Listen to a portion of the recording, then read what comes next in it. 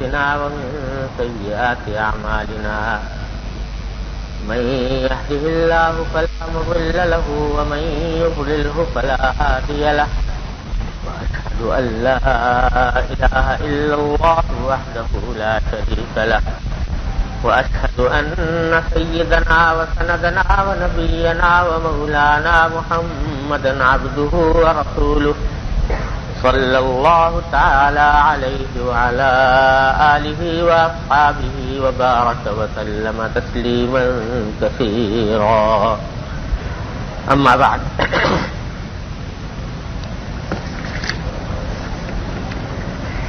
پچھلے ایک دو باب دعاؤں سے متعلق تھے. اس میں دعا کے آداب بھی بتائے گئے تھے اور کچھ مخصوص دعائیں بھی نبی کریم صلی اللہ علیہ وسلم سے جو منقول ہیں ان کا ذکر آیا تھا. اسی سلسلے میں اب اگلا باب استغفار سے متعلق ہے. استغفار بھی دعا ہے اور تمام دعاؤں کی جان ہے، کیونکہ استغفار کا معنی ہے اللہ جل جلالہ سے مغفرت مانگنا،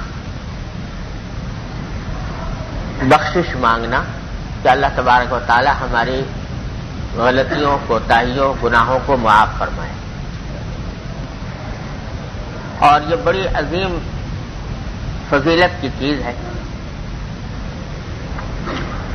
اور ہر مومن کو اللہ تبارک و تعالی نے یہ ایسا ہتھیار عطا فرمایا جس کے ذریعے وہ نفس اور شیطان کے مقائد اور نفس و شیطان کے حملوں سے اپنے آپ کو محفوظ رکھ سکتا ہے.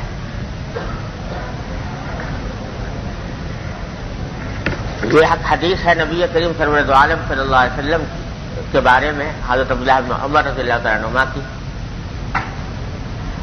جو امام بخاری نے یہاں نقل فرمائی ہے.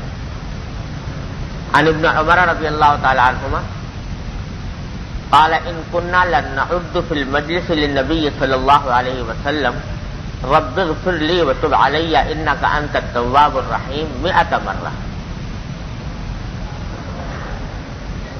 حضرت عبداللہ بن عمر رضی اللہ تعالیٰ عنہ جو حضرت فاروق اعظم رضی اللہ تعالیٰ عنہ کے صاحبزادے ہیں، وہ فرماتے ہیں کہ ہم نبی کریم صلی اللہ علیہ وسلم کے مجلس میں بیٹھتے تھے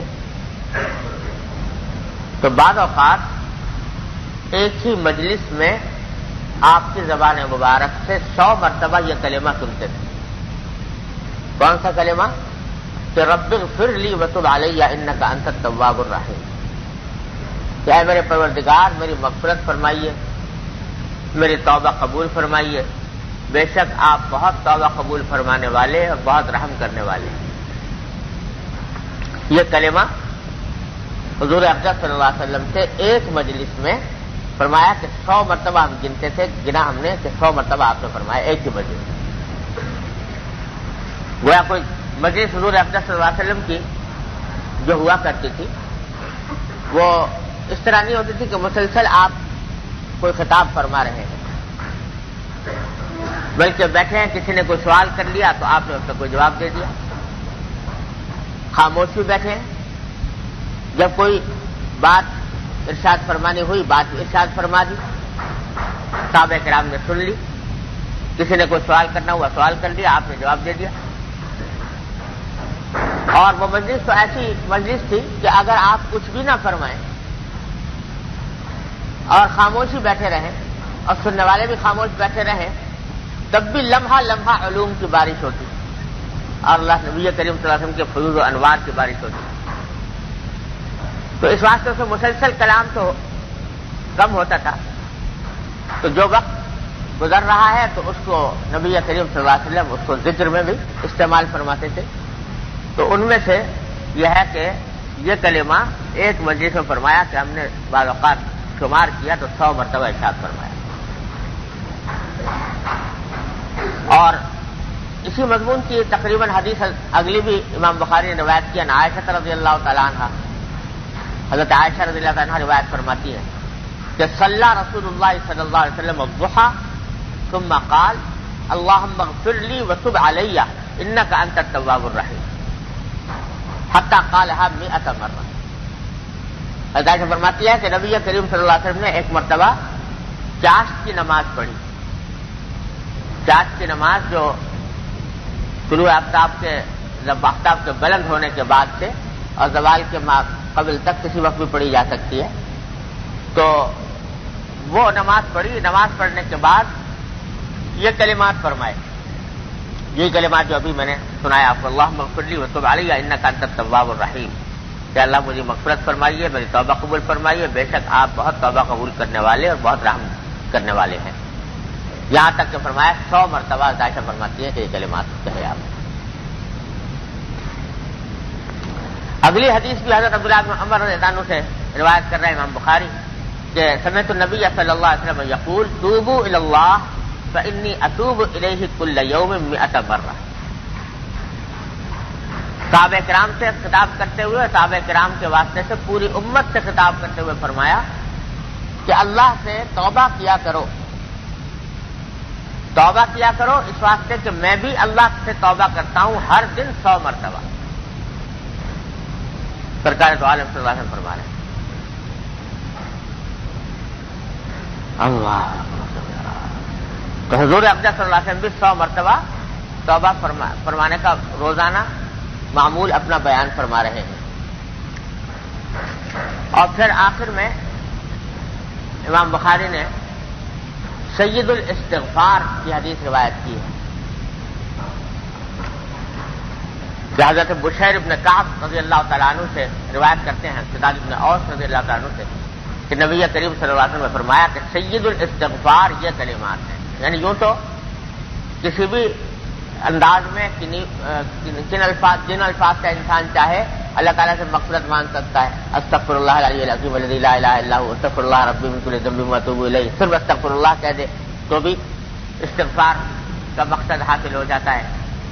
لیکن یہ کلمات جو نبی کریم صلی اللہ علیہ وسلم نے تلقین فرمائے, جن کو سید الاستغفار فرمایا, یہ تمام استغفارات کا سردار ہے. جتنے سیغے ہو سکتے ہیں استغفار کے, جتنے کلمات ہو سکتے ہیں, ان میں سب سے اعلیٰ درجے کا کلمہ یہ سید الاستغفار ہے. اور یہ وہی ہے جو مشہور معروف ہے, آپ کو سنا ہوگا, اللہم انت ربی لا الہ الا انت خلقتنی وانا عبدک وعلی عہدک ووعدک ما استطعت ابوء لک بنعمتک علی وابوء لک بذنبی فاغفر لی فانہ لا یغفر الذنوب الا انت. یہ کلمات ہیں جن کو نبی کریم صلی اللہ علیہ وسلم نے سید الاستغفار قرار دیا. اور ان کی خاصیت اس حدیث میں یہ بیان فرمائی کہ اذا قال حين يمسي فمات دخل الجنہ او قال كان من اهل الجنہ واذ قال حين يصبح فمات من يومه مثله. کہ اگر کوئی شخص یہ کلمات سید الاستغفار کے شام کے وقت میں کہے تو اگر اسی رات میں اس کا انتقال ہو جائے تو وہ جنت میں جائے گا, اور اگر یہ کلمات صبح کے وقت میں کہے اور دن میں انتقال ہو جائے تو انشاءاللہ جنت میں جائے گا. گویا یہ ایسے کلمات ہیں جن کے ذریعے گناہوں کی معافی کا اللہ تبارک و تعالی نے وعدہ فرمایا, اور صبح شام کرنے کے نتیجے میں صبح کو پڑھ لے تو شام تک کے جانے کی صورت میں, دنیا سے جانے کی صورت میں اللہ تعالیٰ معاف فرمائیں گے, جنت میں داخل فرمائیں گے. شام کو پڑھنے کی صورت میں صبح تک اگر انتقال ہو تو اللہ تبارک و تعالیٰ انشاءاللہ اس کو جنت میں داخل فرمائیں گے. سید الاستغفار ان کو کہا گیا اس لیے کہ اس استغفار کا ایک ایک جملہ جو ہے وہ ابدیت پر دلالت کرتا ہے. ابدیت کا اس میں کا ایک خاص انداز ہے استغفار کے اندر. ترجمہ یہ ہے کہ اللہم انت ربی لا الہ الا انت, اے اللہ آپ میرے پروردگار, آپ کے سوا کوئی معبود نہیں. خلقتنی, آپ نے مجھے پیدا کیا. وانا عبدک, اور میں آپ کا بندہ ہوں. وَأَنَا عَلَىٰ عَهْدِكَ وَوَعْدِكَ مَا اسْتَطَعْتُ، اور میں اپنی استطاعت کی حد تک آپ سے کیے ہوئے عہد اور وعدے پر قائم ہوں. یعنی جب میں نے کلمہ پڑھا تھا اشہد ان لا الہ الا اللہ اشہد ان محمد رسول اللہ، تو یہ کلمہ ایک عہد تھا آپ کے ساتھ کہ میں آپ کو اپنا معبود مانتا ہوں اور آپ کو اپنا پروردگار مانتا ہوں، لہذا آپ کا ہر حکم میرے لیے واجب التعمیل ہے اور آپ کے بتائے ہوئے طریقے پر میں زندگی گزاروں گا. یہ ایک طرح سے میں نے آپ کے ساتھ عہد کیا تھا کلمہ پڑھ کر، تو میں اپنی استطاعت کی حد تک اس عہد پر قائم ہوں. وَأَنَا عَلَىٰ عَهْدِكَ وَوَعْدِكَ مَا اسْتَطَعْتُ. اس میں دیکھو ایک ایک چیز، ایک ایک جملے کے اندر عبدیت ہے، عبدیت کی شان ہے کہ ایک طرف اللہ تبارک و تعالیٰ کی ربوبیت کا اقرار و اعلان ہے، اللہم انت ربی، اس کی معبودیت کا اعلان و اقرار ہے، لا الہ الا انت، اس کی خالقیت کا خلقتنی، آپ نے مجھے پیدا کیا.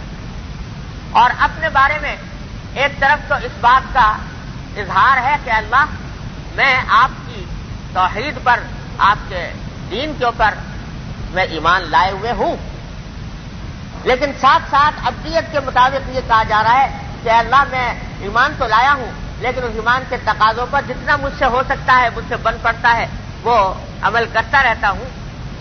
لیکن ساتھ ہی پھر اگلے جملے میں یہ ہے کہ ابوء لک بنعمتک علی وابوء لک بذنبی، کہ اللہ آپ نے مجھ پر جو انعامات فرمائے ہیں، جو آپ کے میرے اوپر احسانات ہیں، جو اللہ تعالیٰ آپ کے انعامات کی بارش میرے اوپر برس رہی ہے، میں اس کا اعتراف کرتا ہوں کہ اللہ آپ نے ہر دم ہر لمحے میرے اوپر انعامات کی بارشیں فرمائی ہوئی ہیں. صبح سے لے کر شام تک میرا سر سے لے کر پاؤں تک ہر چیز آپ کے انعامات پہ ڈوبی ہوئی ہے. ابوء لک بنعمتک علی، لیکن دوسری طرف وابوء لک بذنبی، اس بات کا اعتراف کرتا ہوں کہ آپ کے انعامات کا جو حق تھا کہ میں آپ کے انعامات کا حق ادا کر کے عبادت کا حق ادا کرتا، آپ کی اطاعت کا حق ادا کرتا، تو وہ مجھ سے نہ ہو سکا. میں اپنے گناہوں اور خطاؤں کا اعتراف کرتا ہوں. ابوء لک بذنبی فاغفر لی فإنہ لا یغفر. اور دوسری روایتوں میں یہاں پر ایک جملہ اور ہے، اللہم انی اعوذ بک من شر ما صنعت، کہ اللہ میں آپ کی پناہ مانگتا ہوں اپنے جو کچھ میں نے کیا ہے اس کے شر سے. جو کچھ غلطیاں مجھ سے سرزد ہوئی، جو کچھ گناہ مجھ سے سرزد ہوئے، وہ بڑا شر تھے اور میں ان کے شر سے آپ کی پناہ مانگتا ہوں.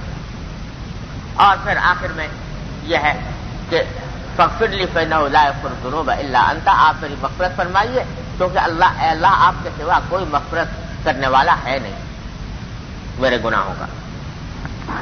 تو یہ کلمات ہیں جن میں ایک ایک جملہ عبدیت کی تصویر ہے. اس واسطے نبی کریم صلی اللہ علیہ وسلم نے فرمایا کہ یہ تمام استغفاروں کا سردار ہے، سید الاستغفار ہے، اور ہر مسلمان کو چاہیے کہ وہ دن میں صبح شام کم از کم یہ ایک مرتبہ یہ سید الاستغفار پڑھا کرے.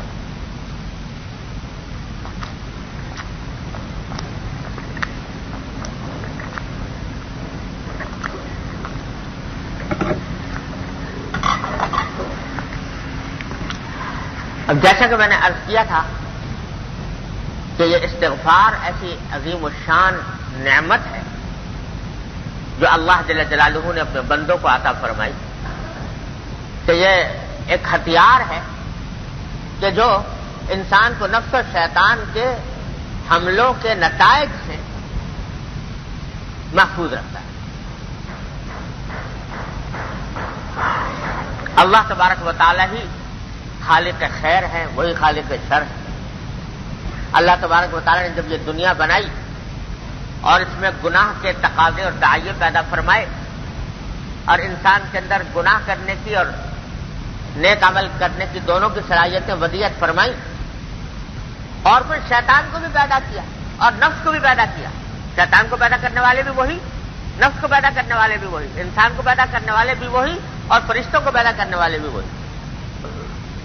تو جب شیطان پیدا کیا، جس لیے پیدا کیا تاکہ بندوں کا امتحان ہو، ان کی آزمائش ہو کہ یہ لوگ شیطان کے پیچھے چلتے ہیں یا میرے احکام کی تعمیل کرتے ہیں.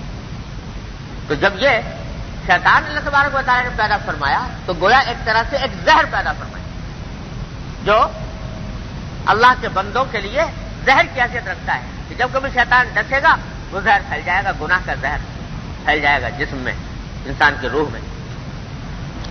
تو اللہ جل جلالہ کی رحمت سے یہ بات بعید تھی کہ وہ زہر تو پیدا فرمائے اور تریاق پیدا نہ فرمائے، بیماری پیدا فرمائے اور دوا پیدا نہ فرمائے، اس کا علاج پیدا نہ فرمائے۔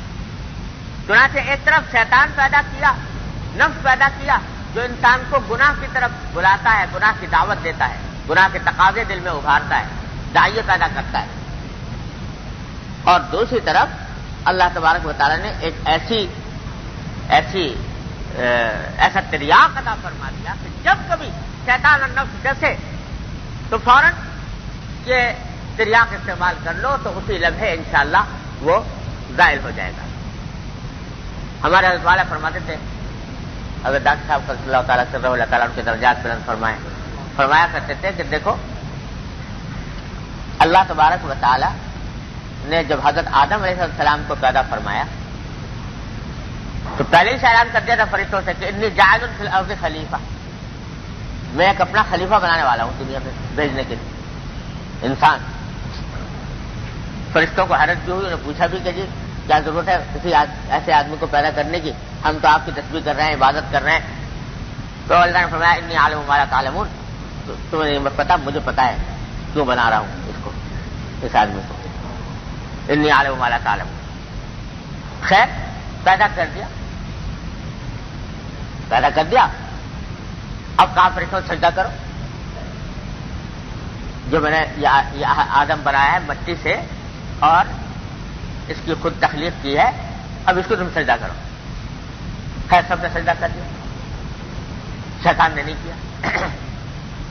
اب کیا ہوا کہ آدم علیہ السلام کو پیدا کیا، پھر ان کی بیوی حضرت حوا کو پیدا کیا، دونوں کو پیدا کر کے بھائی جب پیدا کیا تھا کس لیے پیدا کیا تھا؟ اس لیے پیدا کیا تھا دنیا میں بھیجیں گے، جاعل فی الارض خلیفہ، شروع سے ارادہ یہ تھا کہ نہیں کہ دنیا میں بھیجیں، جاعل فی الارض خلیفہ، زمین میں بھیجنا تھا، زمین میں خلیفہ بنانا تھا نا، تو چاہیے تھا جب اس مقصد کے لیے پیدا کیا تو سیدھے زمین میں بھیج دیں،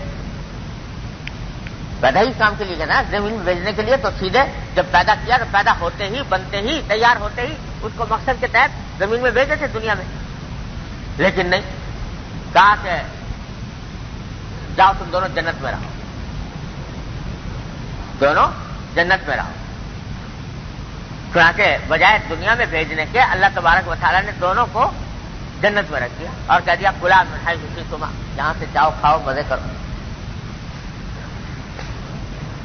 تو کیوں دنیا میں کیوں نہیں بھیجا پہلے ہی؟ اس واسطے نہیں بھیجا، ہمارے حضرت فرماتے اس واسطے نہیں بھیجا کہ ابھی دنیا میں بھیجنے کے لائق نہیں ہوئے تھے، دنیا میں بھیجنے کے لائق نہیں ہوئے تھے، پہلے جنت میں رکھا، اور جنت میں رکھ کر جب ان سے غلطی ہو گئی، کیا غلطی ہو گئی؟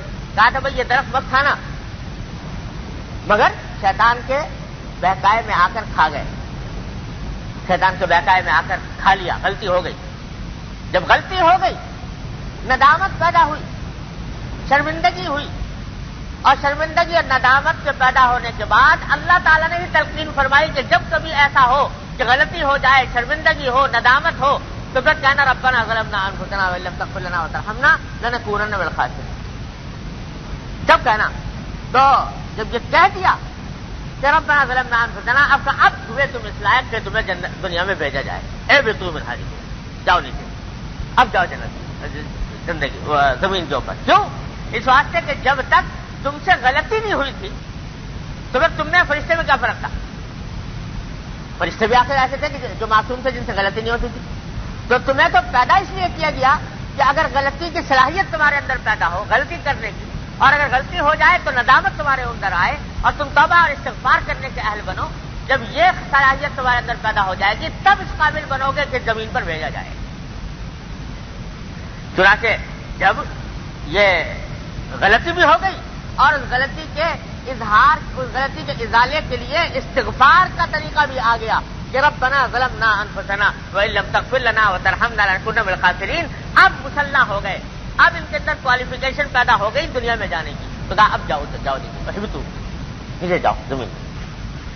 تو ہمارے حضرت فرماتے تھے کہ جب تک خطا نہیں ہوئی اور خطا کے اوپر استغفار کرنے کا طریقہ نہیں آیا, اس وقت تک اللہ تبارک و تعالیٰ نے یہ خلیفہ زمین میں نہیں بھیجا. تو معلوم ہوا کہ اس خلیفہ کی خاصیت یہ ہے کہ اس کے اندر خطا کی صلاحیت ہے, غلطی کی صلاحیت ہے, گناہ کے داعیے ہیں. اور اگر کبھی یہ بات اس خطا کی صلاحیت کی بنا پر اس کا پاؤں پھسل جاتا ہے تو پھر اس کے اندر توبہ کی بھی صلاحیت ہے, اس میں ندامت کی بھی صلاحیت ہے, اس میں استغفار کی بھی صلاحیت ہے, اللہ تعالیٰ کی طرف رجوع کر کے مغفرت مانگنے کی بھی صلاحیت ہے. جب یہ صلاحیت پیدا ہو گئی تو کہ ابھی جب تک نہ تم سے خطا ہوئی تھی نہ تمہیں اس خطا سے کی تلافی کا طریقہ آیا تھا, تو اب ہمیں تمہیں کیسے بھیج دیتے اس زمین کی کارگاہ حیات میں, اس معرکہ کارزار میں تمہیں کیسے اتار دیتے جب تک کہ تمہارے پاس یہ صلاحیت نہیں تھی کہ غلطی ہوگی تو کیا کرو گے. تو اس وقت میں جب عملی تجربہ کرا دیا گیا اور عملی تجربے سے پوری طرح بہرور ہو گئے, اب زمین کو بچاؤ. تو ہمارے حضرت فرماتے تھے کہ دو چیزیں ساتھ ساتھ اللہ تبارک و تعالیٰ نے پیدا فرمائی, گناہ کرنے کی صلاحیت اور گناہ کا یا تدارک کا طریقہ. دونوں جب دے دیے گئے بندے کو تب زمین پر اتارا گیا. لہذا استغفار وہ تریاق ہے جو اللہ تبارک و تعالیٰ نے ہر مومن کے لیے پیدا فرمایا, اس کی تخلیق کے ساتھ ساتھ پیدا فرمایا, زمین پر بھیجنے کے ساتھ ساتھ اس کو پیدا فرمایا. جانتے تھے اللہ تبارک و تعالیٰ کہ یہ میرے بندے ہیں اور میں نے ہی ان کو پیدا کیا ہے, میں نے ہی ان کے اندر گناہ اور غلطی کے تقاضے اور داعیے رکھے ہیں, لہذا یہ کہیں نہ کہیں بھٹکیں گے, کہیں نہ کہیں بہکیں گے, تو ان کو ایسی چیز سے آراستہ کر دیا جائے, ایسی چیز سے مسلح کر دیا جائے کہ جب کبھی پاؤں پھسلے, جب کبھی دل بہکے, یہ فوراً میری طرف رجوع کر لے اور کہتے ہیں استغفر اللہ ربی من کل ذنب واتوب الیہ, تو اس گناہ کا تدارک ہو جائے. یہ اتنی عظیم نعمت اللہ تبارک و تعالیٰ نے ہر صاحب ایمان کو عطا فرمائی, استغفر اللہ. اس لیے یہ ایسی عظیم چیز ہے کہ حضور اقدس نبی کریم سرور دو عالم صلی اللہ علیہ وسلم, جن کے بارے میں ہر مومن جانتا ہے کہ معصوم ہے ہر گناہ سے, کوئی غلطی کبھی سرزد ہو نہیں سکتی, گناہ کی غلطی کبھی سرزد نہیں ہو سکتی اور نہ آج تک کبھی ہوئی. لیکن سرکار دو عالم صلی اللہ علیہ وسلم فرماتے ہیں کہ میں روزانہ 100 مرتبہ توبہ کرتا ہوں اللہ تبارک و تعالیٰ. اور یہ صحابی فرماتے ہیں کہ میں نے خود سنا مجلس میں بیٹھ کر کہ ایک مجلس کے اندر 100 مرتبہ آپ نے توبہ فرمایا, استغفار فرمایا. آپ کہاں سے استغفار کر رہے ہیں, آپ کس چیز سے استغفار فرما رہے ہیں؟ وہ بات یہ ہے کہ یہ نہ سمجھو کہ استغفار اسی شخص کے لیے ہے جو گناہ کرے. استغفار صرف اس کے لیے نہیں ہے جو گناہ کرے. جو گناہ کرے اس کے لیے تو استغفار ہے گناہوں کی مغفرت کے لیے, گناہوں کی معافی کے لیے. لیکن جو گناہ نہ کرے استغفار اس کے لیے بھی مشروع ہے. کیوں؟ اس واسطے کہ انسان کتنا بڑا متقی پرہیزگار ہو جائے, کتنا بڑا عابد و زاہد بن جائے, کیسی اعلیٰ سے اعلیٰ عبادت اللہ تبارک و تعالیٰ کی انجام دے دے, لیکن کوئی عبادت بھی اللہ جل جلالہ کی ربوبیت کا حق ادا کرنے والی نہیں. کوئی ہے جو کہہ سکے کہ میں نے اللہ کی عبادت کا حق ادا کیا؟ اس کائنات میں سرور دو عالم صلی اللہ علیہ وسلم سے زیادہ عبادت کرنے والا کون ہو؟ لیکن ساری عبادت کر رہے ہیں, ساری رات کھڑے ہوئے ہیں, پاؤں پر ورم آ رہا ہے, ساری رات جاگ رہے ہیں, سجدے میں پڑے ہیں تو گھنٹوں سجدے میں کے اندر پڑے ہوئے ہیں. اور یہاں تک نوبت آ گئی کہ حضرت عائشہ صدیقہ رضی اللہ عنہا کو شک پیدا ہو گیا کہ پتہ نہیں سجدے کی حالت میں آپ کی کہیں روح تو پرواز نہیں کر گئی. اتنی عبادت فرما رہے ہیں, جس کا لمحہ لمحہ عبادت میں گزر رہا ہے, وہ بھی فرما رہے ہیں ما عبدنا کا حق عبادت, ما عرفنا کا حق معرفت. اے اللہ, ہم سے آپ کی عبادت کا حق ادا نہ ہوا, ہم سے آپ کی معرفت کا حق ادا نہ ہوا. تو اگر آپ حق نہیں ادا کر سکے اللہ جل جلالہ کی عبادت کا اور اس کی معرفت کا, تو کون ہے اس کائنات میں جو حق ادا کر دے؟ اللہ تبارک و تعالیٰ کی عبادت. تو اس واسطے استغفار اس بات پر ہے ان لوگوں کے لیے کہ جو الحمدللہ گناہ نہیں ہوا اس سے، لیکن پھر بھی استغفار اس بات سے ہے کہ اے اللہ، میرے اوپر جیسا حق تھا آپ کا عبادت کرنے کا، مجھ سے وہ ادا نہ ہوا، میری عبادت بھی کوتاہ رہے، اور اس واسطے میں حق عبادت ادا نہ کرنے کا مجرم ہوں، تو اللہ میری اس پر مغفرت فرما۔ تو اس واسطے استغفار صرف گناہ سے نہیں ہوتا، استغفار عبادت سے بھی ہے۔ وہ عبادت جو بندے نے ادا کی لیکن وہ اللہ تبارک و تعالیٰ کے شایع نشان نہ ہو سکی، اس کا حق ادا نہ ہو سکا۔ حدیث میں آتا ہے کہ قرآن کریم میں جو آیت کریمہ ہے،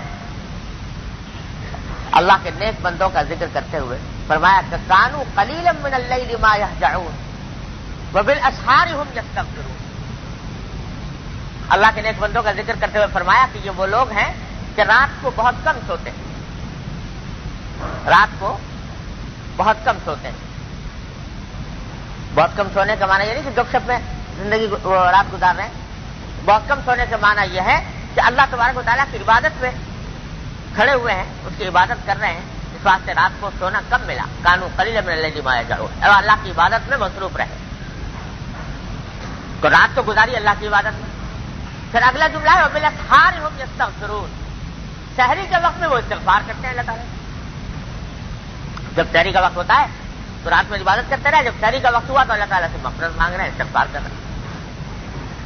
تو جب یہ آیت کریمہ نازل ہوئی تو حضرت عائشہ صدیقہ رضی اللہ تعالیٰ عنہا نے نبی کریم صلی اللہ علیہ وسلم سے پوچھا کہ یا رسول اللہ، یہ سمجھ میں نہیں آئی بات کہ استغفار تو ہوتا ہے کسی گناہ سے، تو قرآن کریم یہ کہہ رہا ہے کہ رات بھر تو عبادت کرتے رہے اور صبح کو استغفار کر رہے ہیں، تو استغفار وہ کہاں سے کر رہے ہیں؟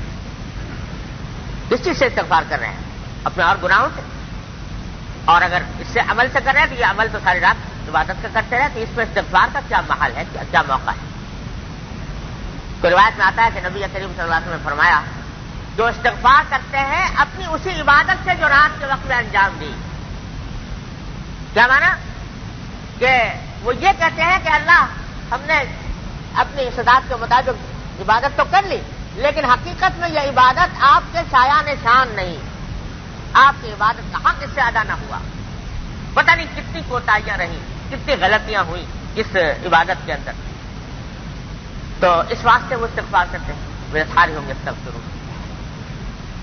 تو معلوم ہوا کہ یہ استغفار صرف گناہ سے نہیں ہوتا، استغفار عبادت سے بھی ہوتا ہے، اطاعت سے بھی ہوتا ہے، کہ اللہ اطاعت کا جو حق تھا مجھ سے ادا نہ ہو سکے، وہ استغفار اس سے بھی ہوتا ہے۔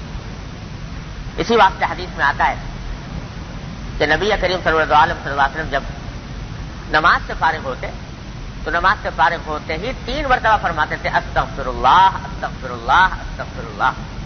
یہ سنت ہے نبی کریم صلی اللہ علیہ وسلم، نماز سے فارغ ہوتے ہی سلام پھیرتے ہی استغفر اللہ استغفر اللہ استغفر اللہ۔ یہاں بھی وہی سوال ہے، یہ استغفار کا کیا موقع ہے؟ کوئی گناہ تو نہیں کیا، عبادت ہی کی، نماز پڑھی، لیکن کہا جا رہا ہے کہ استغفار کرو 3 مرتبہ۔ تو استغفار کس چیز سے ہے؟ کہ اللہ نماز پڑھ تو لی ہم نے جیسی کیسے پڑھ لی، لیکن اللہ جو آپ کی ربوبیت کا حق تھا، آپ کی معبودیت کا جو حق تھا وہ ہم سے ادا نہ ہو پایا۔ کتنا ہی آدمی خضوع سے پڑھ لے، توجہ سے پڑھ لے، کس جگہ سے پڑھ لے، لیکن اللہ کی عبادت کا حق تو نہیں رہا۔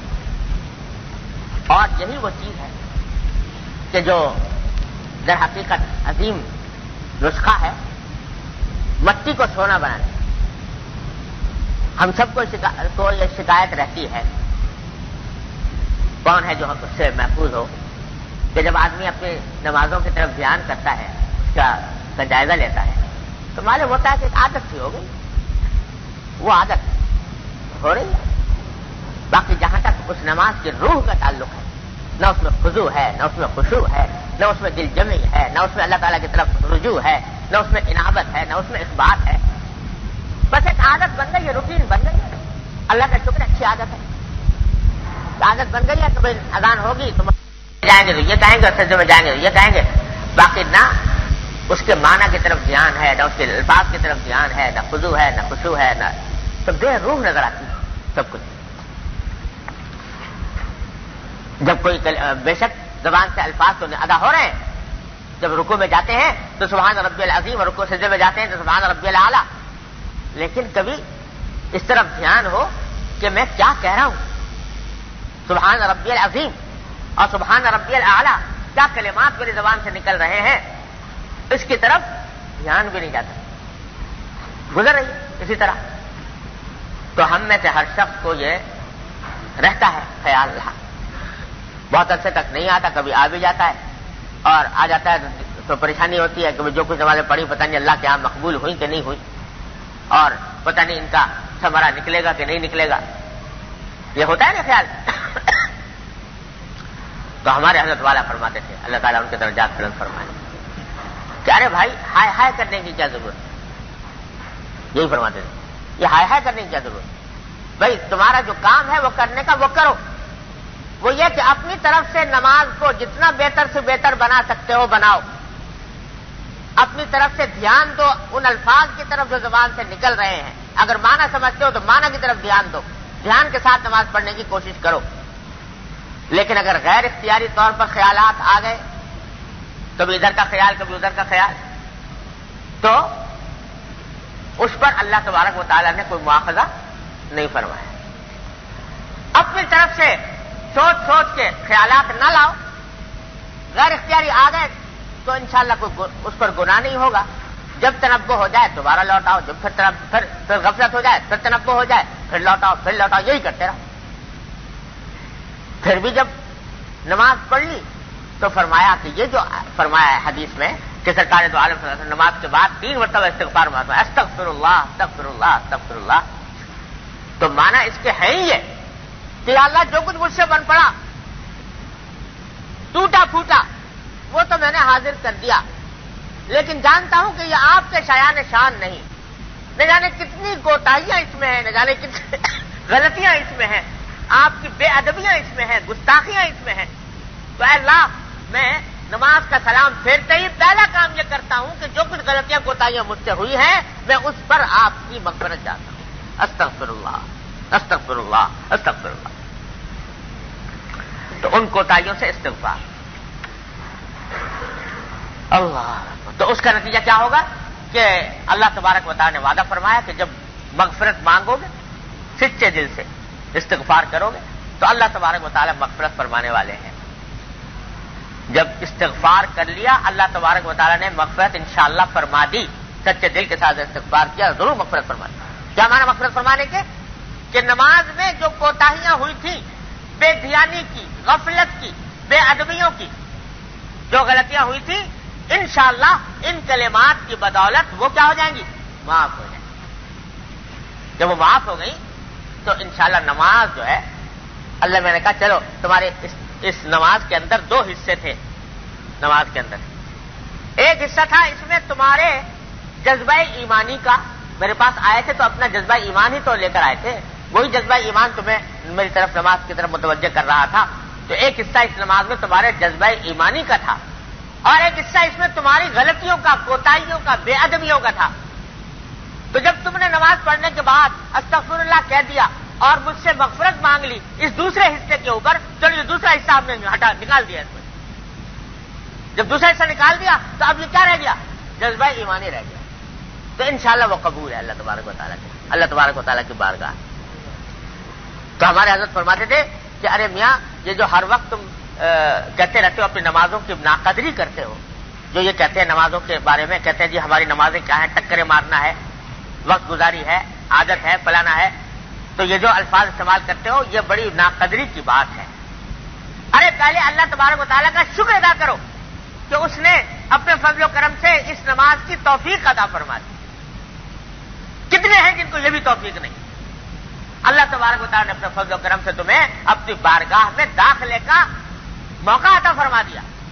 ٹھیک ہے تم سے اس بارگاہ کے آداب ادا نہ ہوئے، اس بارگاہ کے شان نشان تم سے کام نہ ہوا، لیکن یہ کرم کیا کم ہے ان کا کہ اس بارگاہ میں حاضری کی توفیق تو مل گئی.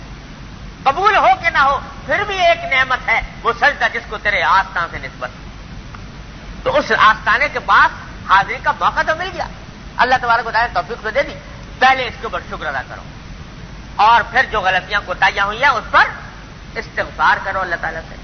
جب دو چیزیں جمع ہو جائیں گی کہ اللہ کی توفیق پر شکر اور اپنی کوتاہیوں پر استغفار، جب یہ دو چیزیں جمع ہو جائیں گی تو انشاءاللہ ثم انشاءاللہ اس عبادت کا نور تم کو حاصل ہو ہی جائے گا۔ اس واسطے برا یہ مت کہو تو یہ ٹکریں مارنا ہے، یہ کیا ہے، یہ سب کچھ جو ہے یہ اللہ تعالیٰ کی نعمت ہے، جو کچھ بھی نصیب ہو رہی ہے نعمت ہے۔ ہاں اس کو بہتر بنانے کی اپنی طرف سے کوشش میں لگے رہو، وہ چھوڑو مت، لگے رہو اس کام میں۔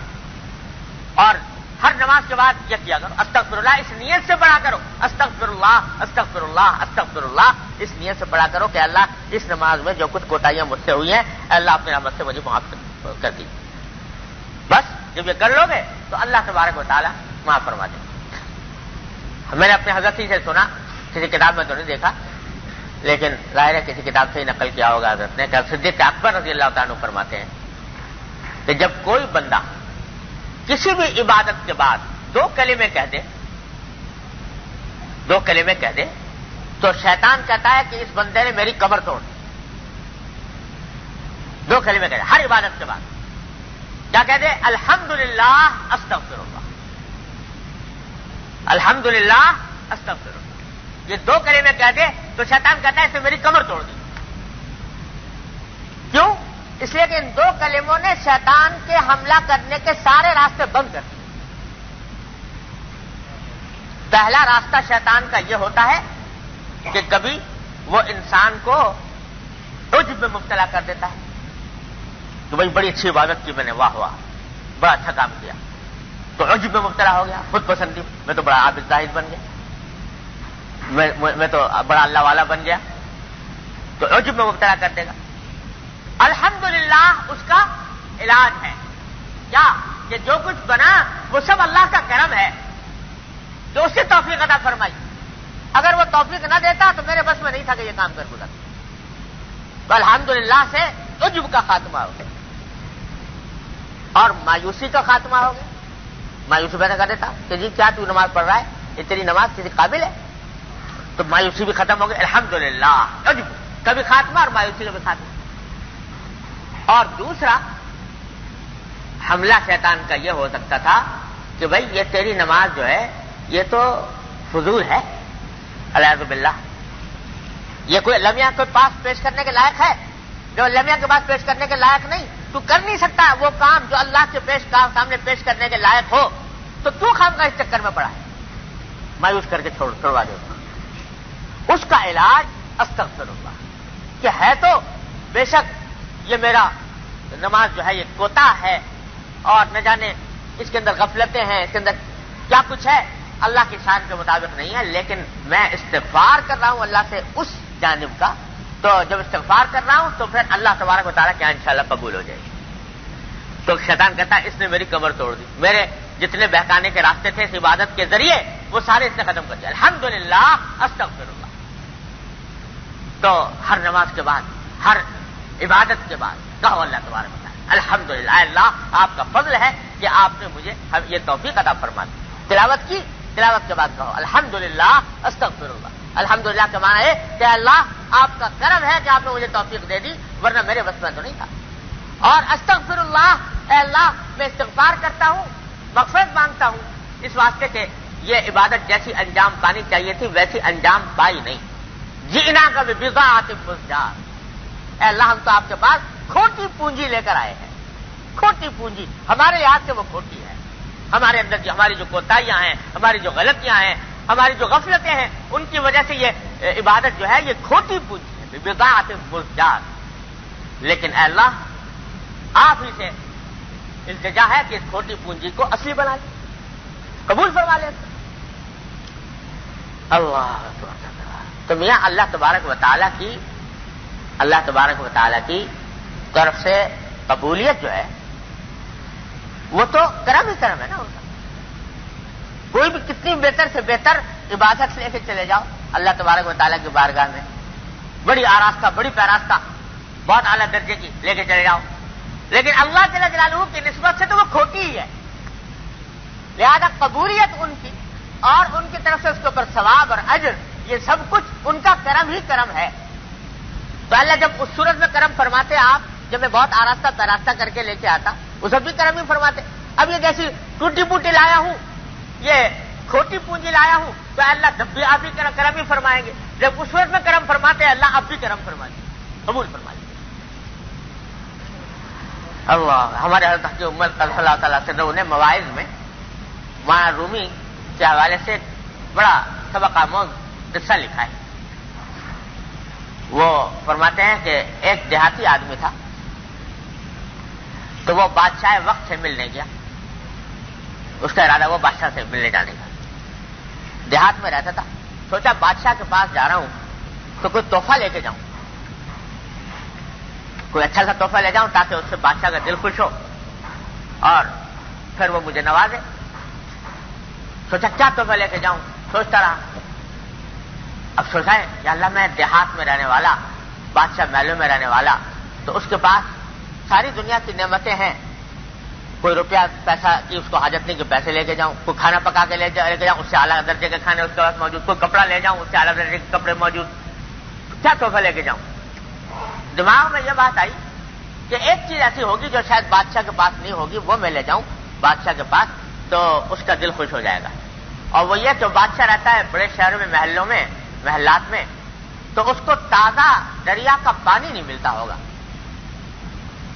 تازہ دریا کا پانی نہیں ملتا ہوگا، تو میں میرے دیہات جو ہے، میرا گاؤں اس کے قریب میں دریا بہتا ہے، بہت تازہ پانی ہے، تو یہ میں لے جاؤں اس کے واسطے، تو وہ شاید اس کی قدر کرے کچھ۔ چنانچہ یہ دماغ میں آ گئی تو ایک مٹکے میں پانی بھرا دریا کا تازہ، اور مٹکا سر پہ رکھ کے چل پڑا بادشاہ سے ملنے۔ اب وہ راستے میں جنگل بیابان اس سے گزرا اور ہوتے ہوتے پہنچا، تو اب راستے میں ہوا چل رہی ہے، ریت اڑ رہی ہے، وہ ریت بھی آگے آ کے پڑ گئی اس میں گھڑے کے اندر، اور سب کچھ ہو گیا، پتہ نہیں کیا اس کی شکل بن گئی، یہاں تک کہ پہنچ گیا بادشاہ کے دربار میں۔ بادشاہ سے ملاقات ہوئی تو عرض کیا کہ جی بادشاہ سلامت، میں آپ کے واسطے ایک تحفہ لے کے آیا ہوں، وہ اگر قبول کر لیں آپ تو بڑی مہربانی۔ تو اس نے کہا جی وہ کیا تحفہ لائے ہو؟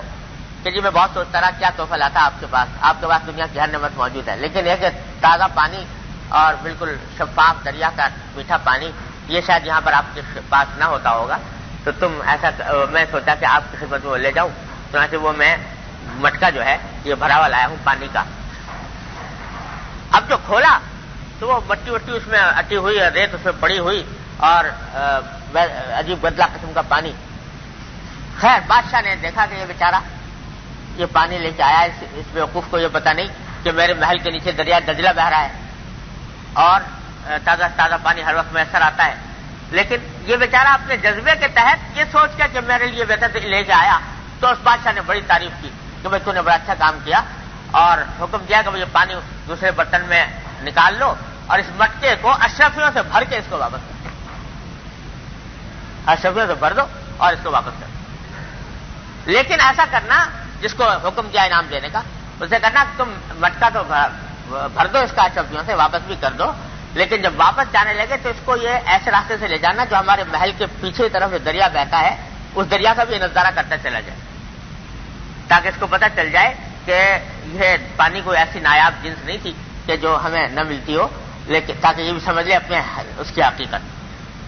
چنانچہ دیہاتی بڑا خوش ہوا اور وہ مٹکا لے کے، اشرفیوں سے بھرا ہوا مٹکا لے کے چلا، اور چل کر جو آدمی لے کے جا رہا تھا اس نے اس کو گزار دیا وہاں سے دریا سے، دیکھا تو اعلیٰ درجے کا دریا، شفاف پانی، ٹھنڈا میٹھا وہاں سے بہ رہا ہے، تو اس کو اپنی بیوقوفی کا احساس ہوا، جو ہو مجھ سے کیسی حماقت ہوئی اور بادشاہ نے میرے اوپر کیسا کرم کیا۔ یہ مٹکا تو درحقیقت جو گدلا پانی کا مٹکا میں لے گیا تھا تو اس لائق تھا کہ یہ اٹھا کر میرے منہ پر مار دیتا کہ کیا لے کے آیا میرے واسطے، لیکن یہ اس کی مہربانی تھی کہ اس نے اس پانی کو نہ صرف قبول کیا بلکہ اس کو اشرفیوں سے بھر کے واپس کر دیا۔ مولانا رومی رحمۃ اللہ علیہ اس واقعے کو اس قصے کو نقل کرنے کے بعد فرماتے ہیں کہ ہم جو کچھ بھی عبادت پیش کریں بارگاہ خداوندی میں، اعلیٰ سے اعلیٰ کر کے پیش کر دیں، بہتر سے بہتر بنا کر پیش کر دیں، جو کچھ بھی پیش کر دیں وہ گندا مٹکے کا گدلا پانی ہے اللہ تبارک و تعالیٰ کے ساتھ، کوئی بھی حقیقت نہیں رکھتا اللہ تبارک و تعالیٰ کی، لہٰذا وہ کھوٹی پونجی ہے، وہ گدلا پانی ہے، وہ اللہ تعالیٰ کی بارگاہ میں پیش کرنے کے لائق نہیں، لیکن یہ ان کا کرم ہے کہ وہ اس گدلے پانی کو نہیں دیکھتے، یہ دیکھتے ہیں کہ یہ بندہ میری طرف آیا ہے، اپنا جذبہ لے کر آیا ہے، اس واسطے اس گدلے پانی کو نہ صرف قبول کر لیتے ہیں، اس کو اشرفیوں سے بھر دیتے ہیں، اس کو اشرفیوں سے بھر دیتے ہیں۔ تو وہ اشرفیوں سے بھریں گے کب؟ جب آپ بندہ یہ کہے کہ اللہ ہے تو یہ میری بس میں جو تھا میں نے حاضر کر دیا، لیکن جینا کا بضاعت مزجاہ، یہ تو کھوٹی پونجی لے کر آیا ہوں، تو استغفر اللہ استغفر اللہ استغفر اللہ، یہ جو ہے یہ درحقیقت اس پونجی کے کھوٹے ہونے کا اعتراف ہے اللہ تعالیٰ کی بارگاہ۔ تو جب یہ بندہ کر لیتا ہے تو اللہ تبارک و تعالیٰ قبول فرمائے۔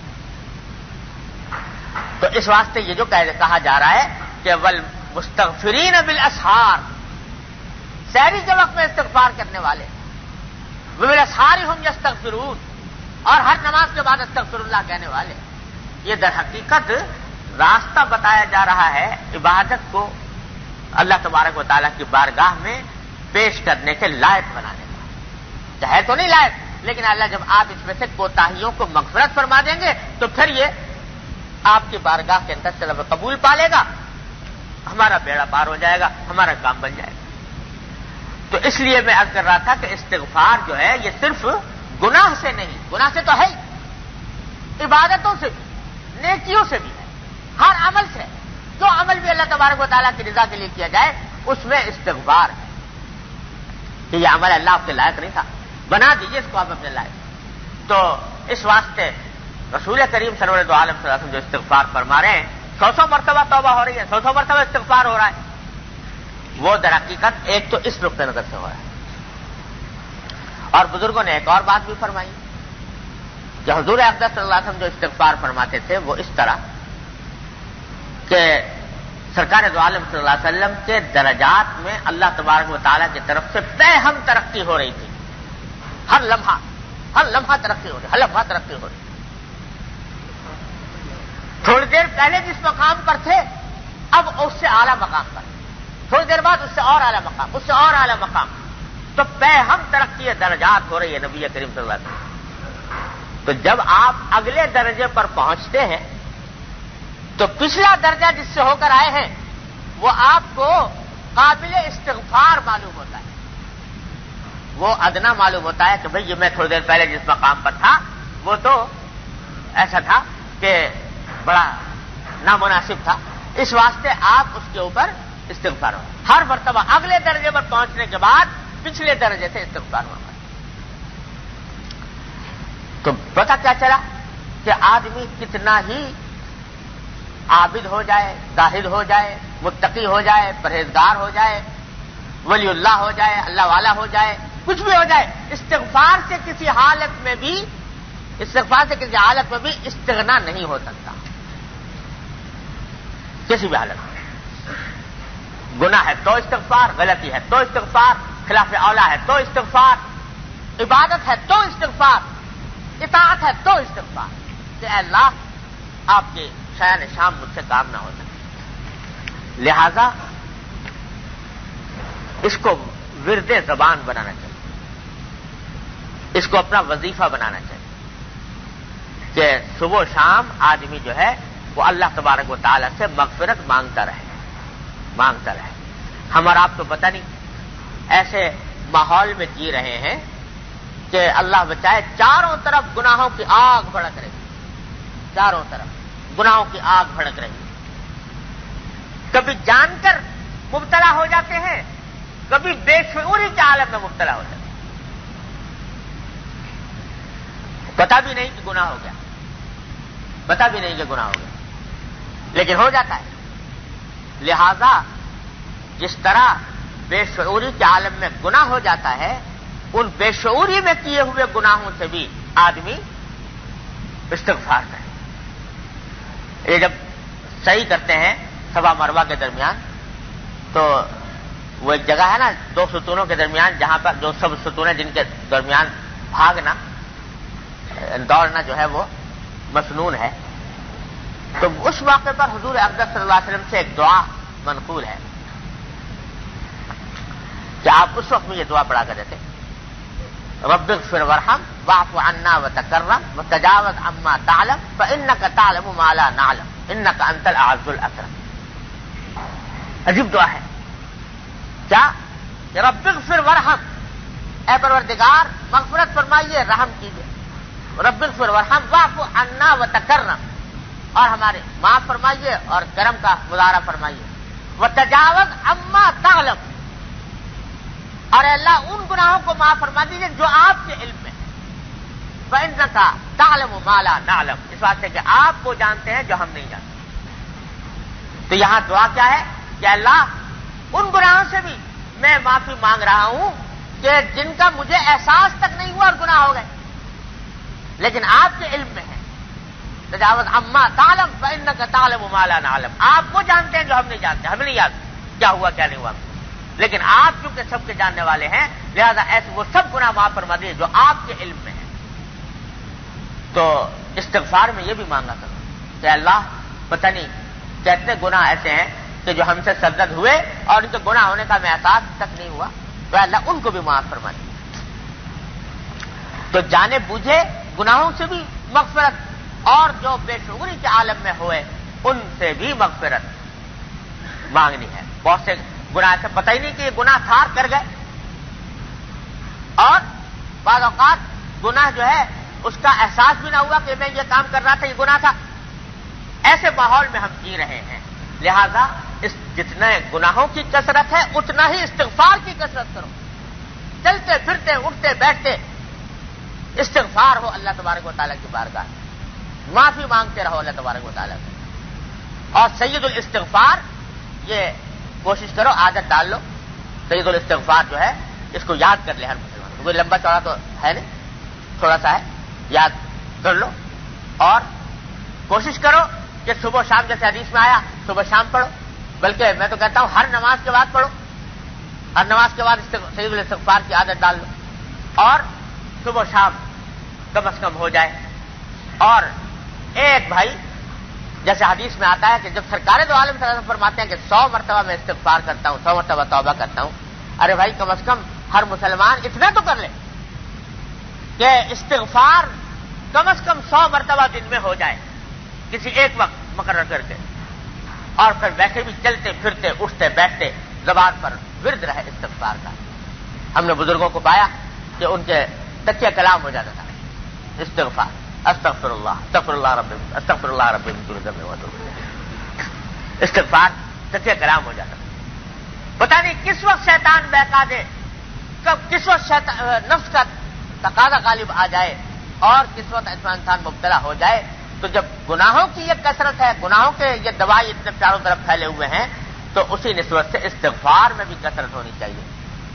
اور استغفار کی خاصیت یہ ہے کہ اللہ تبارک و تعالیٰ اس کی برکت سے، استغفار کی کثرت کی برکت سے اللہ تبارک و تعالیٰ آئندہ بھی انشاءاللہ گناہوں سے محفوظ رکھے. اس واسطے اس کو ورد زبان بنایا جائے.